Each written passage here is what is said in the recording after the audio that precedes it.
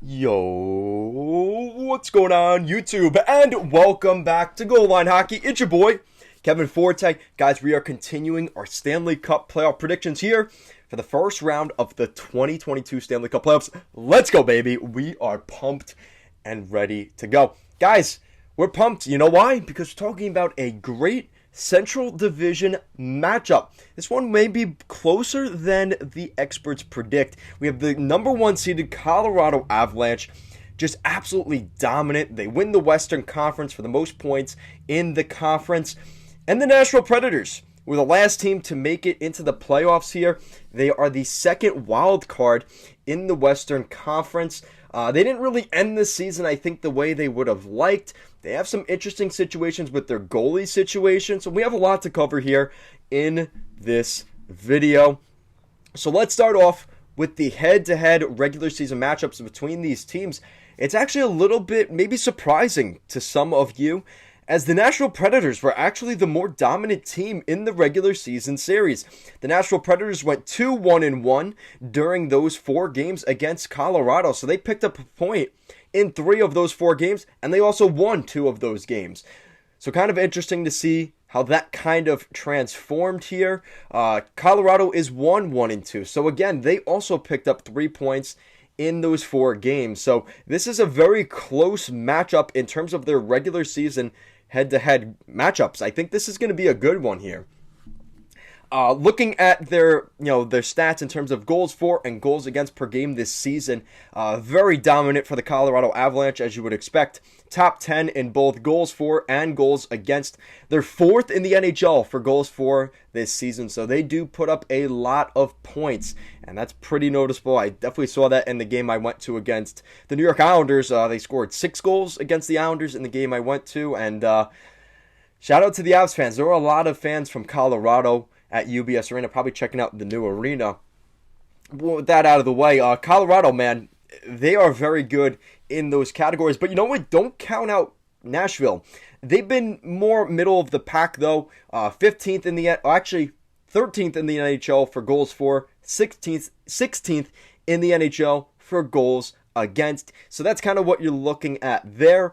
In terms of power play and penalty kill, it's going to be really kind of interestingly enough, it's going to be the Nashville Predators power play, which is 5th best in the NHL, against the Colorado Avalanche's 15th best penalty kill, which, again, it's kind of a weird matchup there, but that's kind of what you're looking at, as, Nashville has a better power play than Colorado.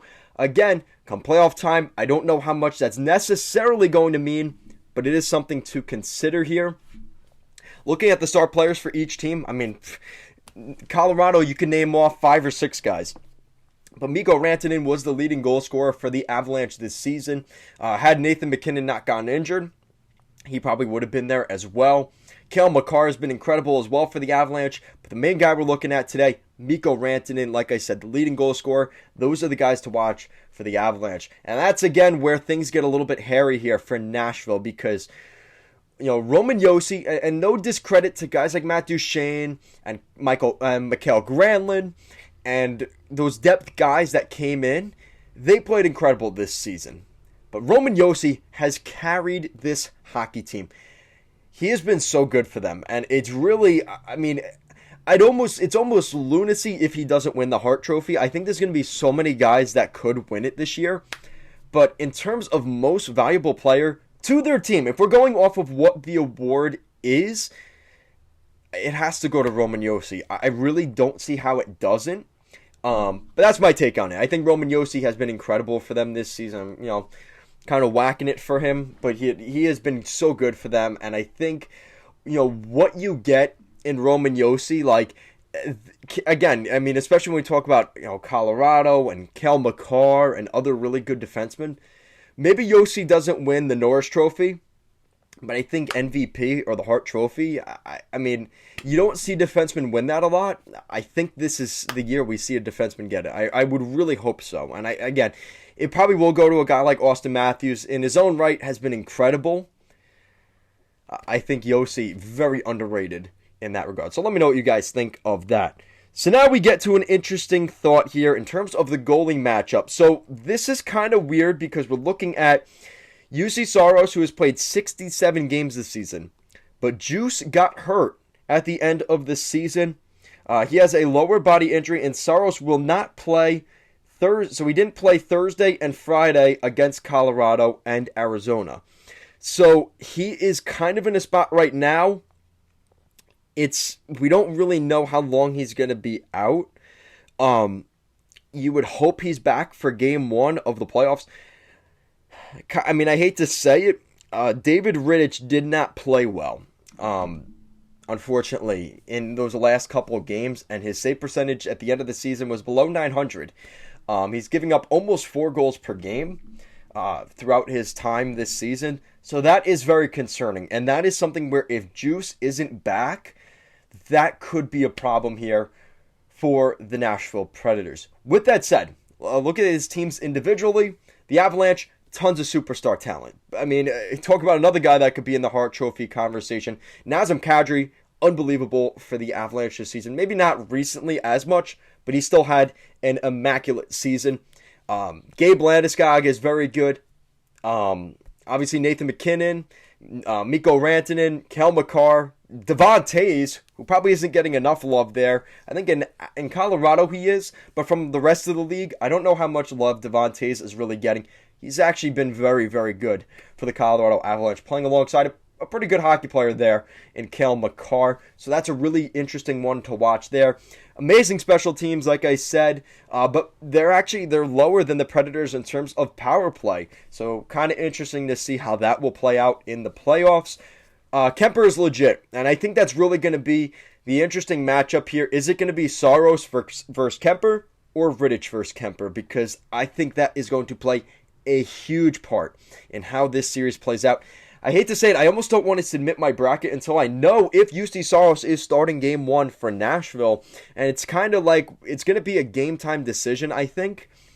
I ultimately think Saros will play, but if he does play, will he be healthy? Like, is it almost to the point where you'd rather Rittich in there because Saros isn't as mobile as he needs to be, especially against a team like Colorado where he could be getting peppered with 35, 45 plus shots in those first couple games. This could be an interesting one with that. Now here's the downside for the Avalanche. The Avalanche, knowing they were going to make the playoffs for so long, they've actually struggled a little bit. I mean, they've still been very good. They've had their very good games. But it's kind of like, I have written here, wakey, wakey, it's the playoffs. Are they awake? Are they ready to go? Nashville's been grinding it out for the past month to make sure they punch their ticket into the postseason. Colorado is known for a while now they were getting in. Are they maybe going to be caught off guard a little bit in those first 2 or 3 games of the series? That will be interesting to see how that plays out. On the Nashville side of things, again, the underrated storyline here, they won the head-to-head matchup this season. Again, it was very close, but still, they did get 2 wins here. That is something to account for. Yossi's carried this group, as well as UC Saros. He needs to be back and healthy. That is critical for the Preds. And here's another little interesting thing. The Nashville Predators and the Avalanche, are we going to see the dark side of these teams? These teams, when you look on paper, they do look a little bit soft. Nashville, they've got a really tough guy. Shout out to Tanner Jeannot. Had it not been for guys like Michael Bunting, I think Tanner Jeannot could be Rookie of the Year. Now, they don't really account for, toughness and, penalty minutes and stuff like that in terms of Rookie of the Year. It's more rookie points. Who was the leader in points as a rookie. That's kind of how this, the Calder is awarded. But Tanner Jeannot, he's put up a really good campaign for them. And he could be a real pain in the ass, I think, for the Avalanche. If Jeannot starts going after the big boys in Colorado, he starts going after MacKinnon, trying to get him off his game. We've seen, the Nashville Predators in particular get Nathan MacKinnon off his game. And we've seen him get a little bit feisty and off his game. If they're able to do that, I could see this being an interesting series. And I think both these teams overall, it's a great matchup. I think this is a team that in Nashville going into the year, myself included, a lot of people didn't see them as a playoff team. I think when you look at Nashville and, you look at Vegas missing the playoffs, Nashville getting in, that's not what most people would have expected in the beginning of the season. If you made that prediction back in September, people would have laughed at you, saying Nashville would get in before Vegas. But this is where we're at. And I think that Nashville does have a chance in this series. I think, like I said, more than experts would give them credit for. With that said, we definitely have an interesting color palette between the maroon and blue and the mustard and blue between these two teams. Overall, the Nashville Predators, like I said, UC Saros has to be in for game one of this series. That's going to be incredibly important in this matchup. For the Avalanche, though, listen, this is a team that's, are they a little bit sleepy here? They've known that they were going to make the playoffs. What are we going to get from the Avalanche in game one? Because if Nashville comes out of the gate strong, their legs are warm, they've been playing meaningful hockey recently, could make for an interesting matchup. Guys, I like the underdog in this series. Not to mention, guys, that's so underrated. That piano thing on the back collar. Unfortunately, though, that's not going to win you playoff games. It's the Colorado Avalanche, baby, guys. The Avalanche are the better team here. As good of a season as Nashville has had, the Avalanche just have the star talent. And unfortunately for the Nashville Predators, that does mean the end of a Cinderella run for the Nashville Predators. Guys, in this Central Division matchup, you are not going against the number one seeded team in the Western Conference. There's no way you're going to do that. And even though the Avalanche have slipped up here over the last couple weeks, Darcy Kemper's been extremely good for them in the net through all the way through. And I think the Avalanche just have the better overall team. I don't think they're necessarily the best, quote-unquote, playoff team built for playoff hockey. But this is a team that we say every year, Colorado's different this year. Colorado's different this year. This year, though, they didn't win the President's Trophy, which I think is actually a good thing for them. It takes away a little bit of the pressure. I think Colorado gets things done in 6 games. But I think they're going to have their hands full against guys like Tanner Jeannot, who like to get dirty, Colton Sissons.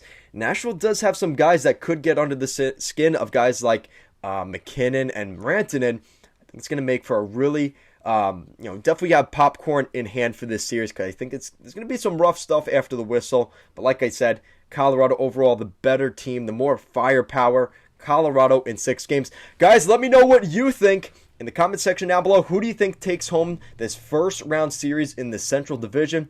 Will it be the highly vaunted, superstar talented Colorado Avalanche? Or is Nashville going to come in here, maybe make some noise in the first round, and knock off the best team in the Western Conference? Guys, as always, thank you so much for watching, and let's go Avs.